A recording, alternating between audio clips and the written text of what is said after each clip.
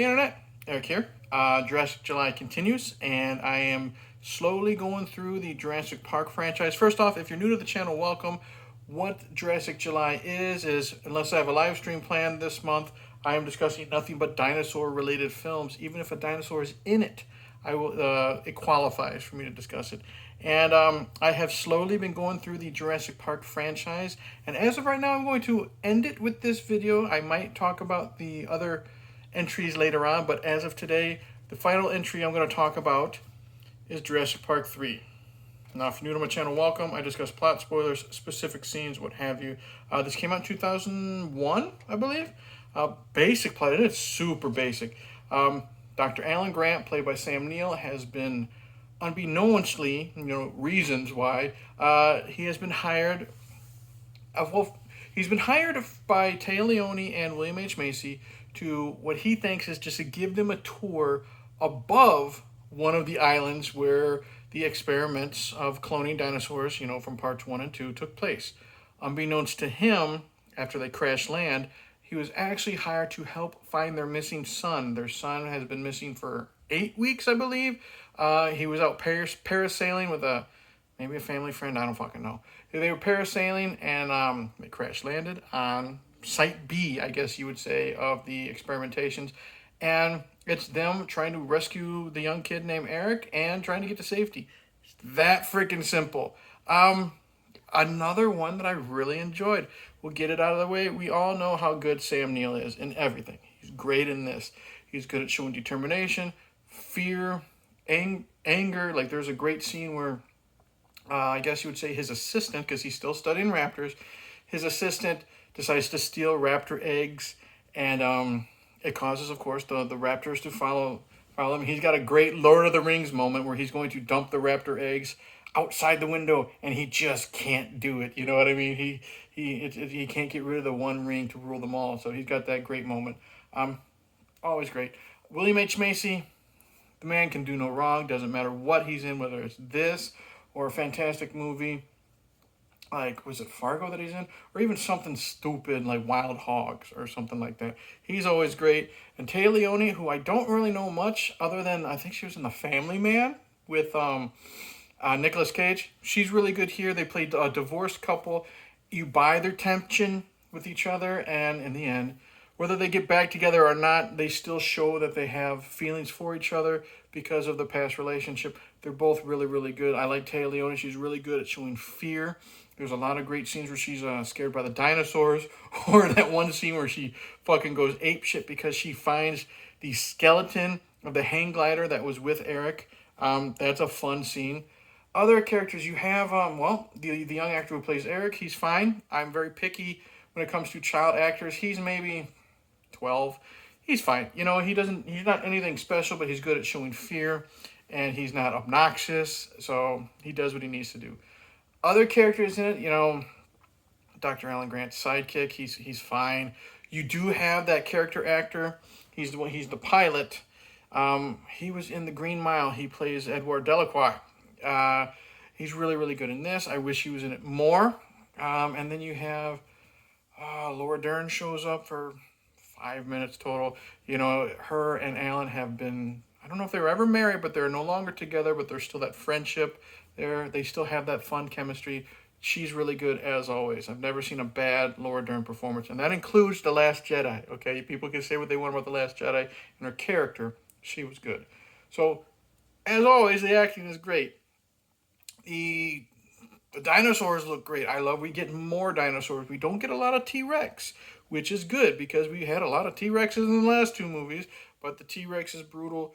With the raptors, still scary, and they're smart. They're problem solvers. I think they mentioned that in the second film, but there's a scene where I don't know if it's Alan or Eric or someone's on the other side of a fence, and it looks up and it realizes it can climb over, and it gets trapped, and it knows how to call for help. There's a scene where the poor Frenchman from The Green Mile, he is attacked and he's stabbed in the back by the retractable claws, and he's laying down on the ground. It's a great scene. Everybody else is hiding up in the tree, and they think he's dead, and then his arm starts moving. So Téa Leoni wants to go down and save him. She slips, she falls, she's upside down. It's a great camera shot. you find out that it's because they set a trap. It's bait. You know what I mean? The velociraptors wanted to use that man to bring them down from the trees. So I love them. We have great action sequences because there's a new dinosaur. I think it's called a Spinosaurus. I don't know. Long snout, big giant fin or scale on its back. And it's so brutal that it takes out a T-Rex. That is a great fight scene between the T-Rex.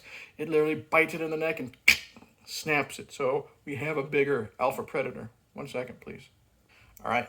So that's a great dinosaur. We get some pterodons. One of the best sequences in this movie is the pterodon sequence. I love it. They're going from point A to point B, like the whole group. It's Alan Grant, Eric, and his parents, Tay Leone and William H. Macy. They have to go from point A to point B across a bridge, and they have to go through all this fog. And it's just, again, tension. They're going across the bridge one at a time. Great shot of, like, you're at one end of the bridge and you see them disappear into the fog. And as Alan gets all the way over there, he finds some droppings. He picks it up and he realizes that they're in a cage to keep pterodons in. And the pterodons come and attack. They grab Eric and claw him, with their legs, I guess you'd say. Grab him by the shoulders, fly him up to their nest. And you have the baby pterodons picking at him like they're going to eat him. And then there's, this chase during the river. So good. The final confrontation on the boat is really, really good. So the dinosaur action in this is top notch. Not directed by Steven Spielberg, directed by Joe Johnston, who does a really good job. Like I said, he did Jumanji, which I enjoy. He did Captain America: The First Avenger, which I really enjoyed. I think that one's kind of underrated. He knows how to use the camera. He knows how to make the dinosaurs menacing. He knows how to there's some great shots I love. Like I said, when they're in the trees and Tay Leone falls and she lands on her butt and then she falls backwards and she's hanging on by her legs. It's this great revolving camera shot. And then we get underneath her and we see her looking at the camera. That's great. I love it's the scene where the T-Rex and the Spinosaurus, I guess you would say, are fighting. And Alan falls in between two, the inside of a tree, I guess you would say. And it's a great shot of, I don't know which dinosaur stomps on the tree, but he's stuck inside and he's screaming. They're inside the plane, the leftover pieces of their plane, because that crashes. And again, it's this great motion. They're being kicked back and forth, and the camera is making you dizzy because they're getting dizzy while inside it. Again, very, very good. Underrated director. Just because he directed Jumanji. I got to see The Rocketeer. I'm pretty sure he directed The Rocketeer. Any complaints? No, not too much. It's an hour and a half. No more 2-hour fucking dinosaur movies. The flow of the movie is very, very fast. I love when they get to the old factories, because there's a great line where someone says, Alan, you've been on this island before. Where are we? I've never been on this island before. But in your book, that was Site A, this is Site B, stuff like that. There's some great lines when they actually get to the lab, the abandoned lab. And someone says, this is where you clone dinosaurs. And Alan says, no, this is where you play God. I love the look of the abandoned factory, the abandoned laboratory. It's just how it looks old and worn down and rusted. And there's shit everywhere, like leaves, and hasn't been upkept. It looks spooky, to be honest. And I love the look of it, just all abandoned. Any complaints? I guess my only complaint is the ending. My only complaint is the ending, and that's because this is a deep cut. It kind of reminded me of the Monster Squad, when Eugene literally writes a note to the army guys, there are monsters here, please help. Alan has to call Ellie, and he gets a hold of her kid. She got a little boy. It's the dinosaur man, put your mom on, and they can't hear each other because the reception's bad. They're in the water because they're fighting Spinosaurus, and hilarity ensues, all that stuff. And they get away and they're rescued, and the army shows up to save the day and get them to safety. That's about it. I mean, that's just kind of a lame, it's like at the very end of both of the other movies, they just get in the helicopter and fly away and everything's gone. The army shows up, saves the day. Nothing special. But I will say this. I hadn't seen this movie in, oh God, longer than it's been with the Lost World, and less than it's been with the Lost World. A hell of a lot, and a hell of a lot less than I'd seen the original. Jurassic Park 3 is a really good follow up to the first two films. It moves a lot quicker because the plot is very, very, very thin. And it's, again, half hour shorter than the first two films. Sam Neill is still great as the man in charge. William H. Macy is always great. Tay Leone is nice to look at. You care about her. You believe her love for her son and wanting to find him.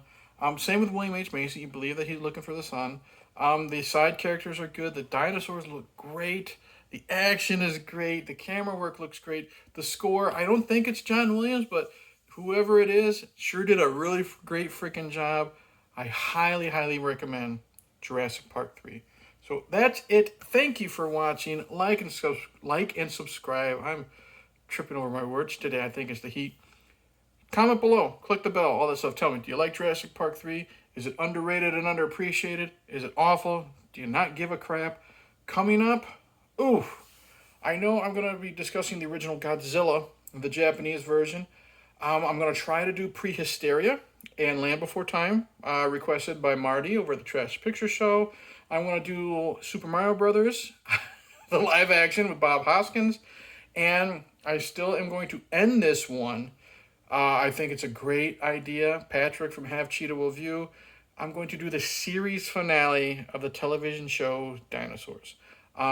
This Saturday, Frenzy and I reunite, and we're getting together with Derek from the Yesterday's podcast to discuss John Hughes, his career, their love for him, my appreciation for him overall. It's going to be a lot of fun. That link is already created, so click that to get the reminders.